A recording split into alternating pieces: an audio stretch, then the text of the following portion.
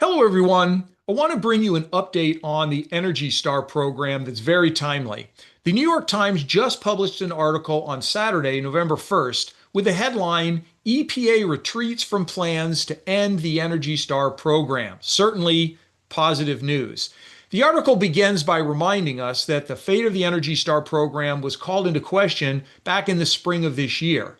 In a recording from a meeting of EPA employees in May, the article notes that a manager told the group that, quote unquote, the Energy Star program and all other climate work outside of what's required by statute is being deprioritized and eliminated.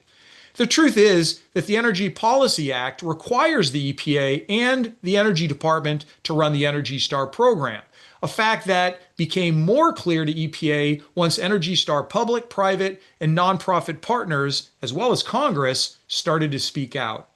In Congress, the Energy Star program has received rare bipartisan support from Democrats as well as Republicans because it lowers energy costs at a time of rising electricity prices across the country.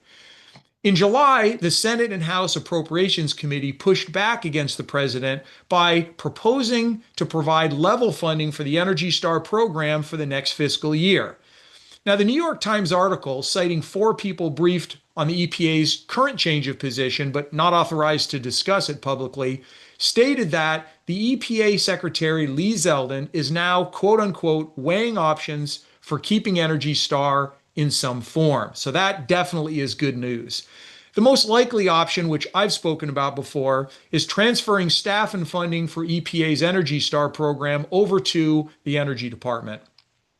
Additionally, for appliance manufacturers, the article notes that there may be a new requirement to pay fees that would help cover the costs of the Energy Star program. And I suspect that the new fees will likely apply to all the Energy Star partners and programs, including for new homes and multifamily.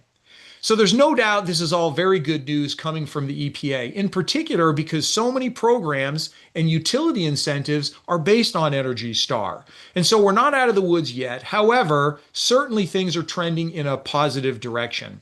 I look forward to bringing you guys more updates in the future when I hear them. Until then, take care.